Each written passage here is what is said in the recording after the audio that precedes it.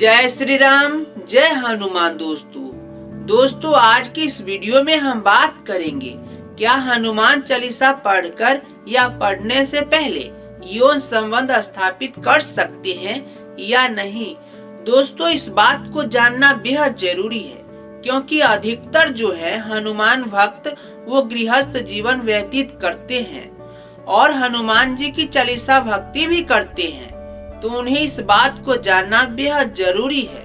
मैं इस बात को पूरी गहराई और पूरी आध्यात्मिकता और व्यवहारिकता के माध्यम से इस बात को पूरी तरह से उजागर करूंगा। बस आप इस वीडियो को पूरा जरूर देखना क्योंकि भक्ति में एक चूक आपकी कई सारी पुण्य को नष्ट कर देती है। हनुमान चालीसा का पाठ हिंदू धर्म में अत्यंत पवित्र और शक्तिशाली माना गया है। यह एक ऐसा मंत्र है जो न केवल व्यक्ति के मन को शांति प्रदान करता है बल्कि जीवन के हर पहलू में सकारात्मकता और उत्साह भरता है। परंतु सवाल यह है कि क्या हनुमान चालीसा पढ़ने के बाद यौन संबंध स्थापित करना उचित है या नहीं।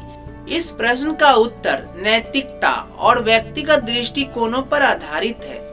हनुमान चालीसा भगवान हनुमान के प्रति श्रद्धा और भक्ति का प्रतीक है। इसे पढ़ते समय व्यक्ति का मन पूरी तरह से निर्मल, पवित्र और एकाग्रचित होना चाहिए। यह सिर्फ एक साधारण पाठ नहीं है बल्कि एक आध्यात्मिक साधना है। जब व्यक्ति इसे पढ़ता है तो उसका मन भगवान हनुमान की कृपा के प्रति समर्पित हो जाता है।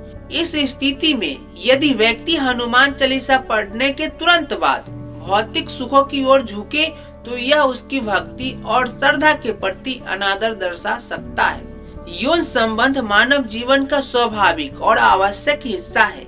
यह न केवल शरीर की जरूरत है बल्कि रिश्ते को मजबूत बनाने का माध्यम भी है। परंतु धार्मिक दृष्टिकोण से देखा जाए तो यौन संबंध को एक पवित्र कार्य माना गया है जिसे सही समय और सही भावना से किया जाना चाहिए। हनुमान चालीसा पढ़ने का उद्देश्य आत्मा की शुद्धि और भगवान से जुड़ाव स्थापित करना होता है।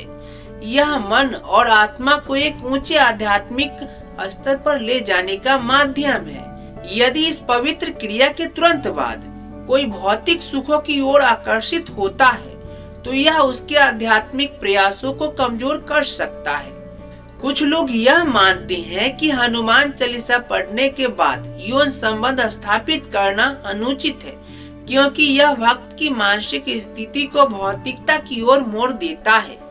वहीं कुछ लोग यह भी तर्क देते हैं कि यदि यौन संबंध प्रेम और विश्वास के आधार पर हो तो यह एक पवित्र कृत्य है जिसे किसी भी धार्मिक नियम का उल्लंघन करना नहीं माना जा सकता है। यह पूरी तरह से व्यक्ति की मानसिकता और श्रद्धा पर निर्भर करता है। यदि आप हनुमान चालीसा पढ़ते हैं, पूरी भक्ति और एकाग्रता से भगवान हनुमान की आराधना करते हैं, तो आपको यह विचार करना चाहिए कि आपके कार्य भगवान के प्रति आपकी श्रद्धा को कैसे प्रभावित कर सकते हैं। हनुमान चालीसा का प्रभाव व्यक्ति के मन और आत्मा पर गहराई से पड़ता है।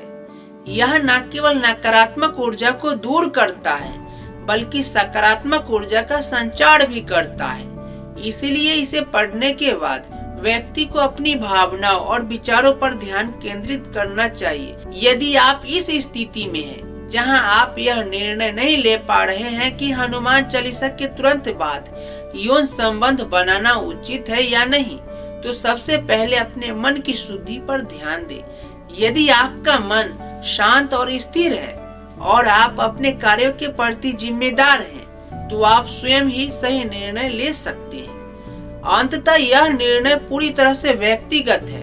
धार्मिक ग्रंथ और समाज केवल मार्गदर्शन प्रदान कर सकते हैं। आपको यह सुनिश्चित करना चाहिए कि आपके कार्य आपकी श्रद्धा और भक्ति को ठेस न पहुंचाए।